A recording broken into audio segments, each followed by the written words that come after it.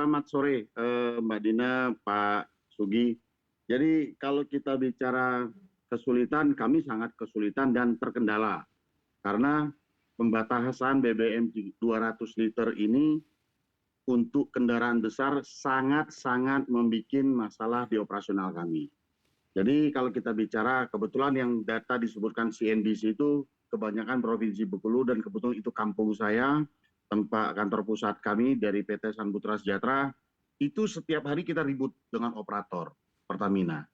Jadi kalau kita bicara pembatasan ini yang mau dicapai oleh pemerintah apa juga tidak jelas. Artinya 200 liter itu kalau kita asumsikan kendaraan dengan kapasitas 1:2,5 atau 1:3 hanya dapat berapa kilometer. Nah, sementara infrastruktur tumbuh. Jadi kita hari ini kendaraan kita kalau mau ngisi solar itu kondisinya cukup deg-degan. Jadi sudahlah pembatasan dan tidak semua SPBU terutama di Provinsi Bengkulu menyediakan biosolar. Nah, jadi ini kan yang menjadi bahan, menurut saya bahan yang sangat lucu, guyonan pemerintah yang memalukan. Ya, jadi kami hari ini terutama di Provinsi Bengkulu operasional kami sangat terganggu dengan pembatasan dan suplai Pertamina kepada SPBU-SPBU-nya sangat terbatas.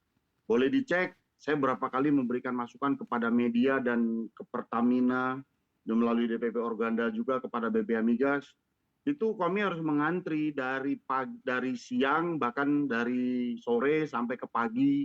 Ini mengganggu jam istirahat pengemudi, mengganggu waktu untuk maintenance, sehingga resiko-resiko yang lain bisa timbul apabila ini terus berlangsung dan tidak ada jalan keluar yang signifikan dari pemerintah.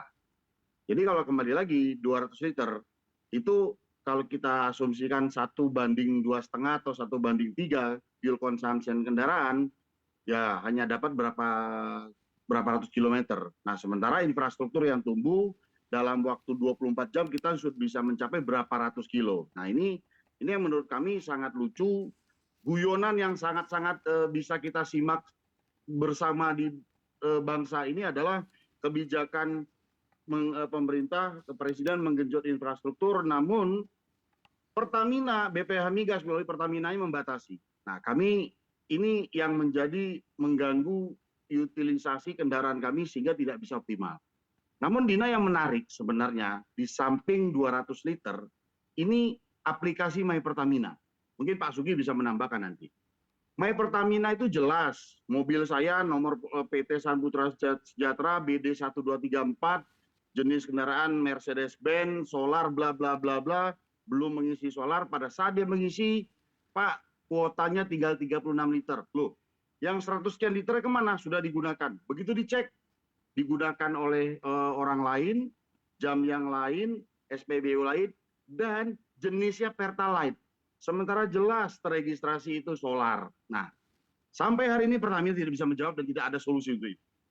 Jadi ini yang sangat membuat apa ya? Kalau boleh kami bilang, maaf, kalau kalian lihat kebijakan BPH Migas yang dilaksanakan oleh Pertamina, kita dibenturkan oleh operator-operator SPBU. Jadi kita berkali-kali sampaikan, kita berkali-kali minta ini ditinjau ulang, kita minta ini dirubah. 2 minggu lalu kejadian oleh salah satu rekan kami di Lembang, bus pariwisata dari Surabaya. Pada saat dia mau mengisi, hanya bisa mengisi beberapa liter.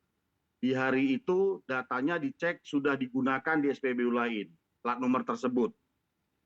Nah, setelah dicek, ya itu tadi dicek datanya digunakan oleh Pertalite. Nah, diakui oleh orang Pertamina Jawa Barat penyalahgunaan data. Jadi ini yang dagelan yang nggak selesai. Ini Sri Mulat ini, pemerintah ini dari sisi bahan bakar My Pertamina dan pembatasan 200 liter ini. Nah, kita amit-amit ya, Nauzubillah min dzalik, kami sampai hari ini tetap berusaha bagaimana keamanan, kenyamanan penumpang, karena yang kami bawa manusia, yang kami bawa orang, tentu kan aspek keselamatan, kenyamanan itu yang jadi utama, kita berusaha untuk penuhi.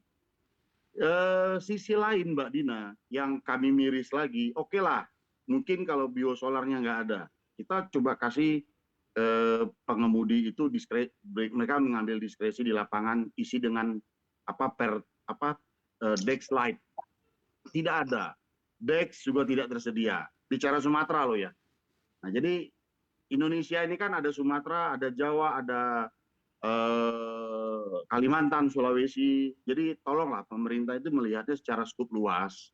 Jangan hanya melihat infrastruktur Jawa. Belum lagi kalau udah bicara ketemu dengan, wah kami tidak lagi offline Pak, tidak bisa buka aplikasi dengan alat edisinya. Itu terjadi berulang kali. Nah, jadi Baik. sampai hari ini sangat-sangat mengganggu utilisasi kendaraan sehingga pelayanan kepada masyarakat sampai hari ini cukup terganggu Mbak Dina. Baik.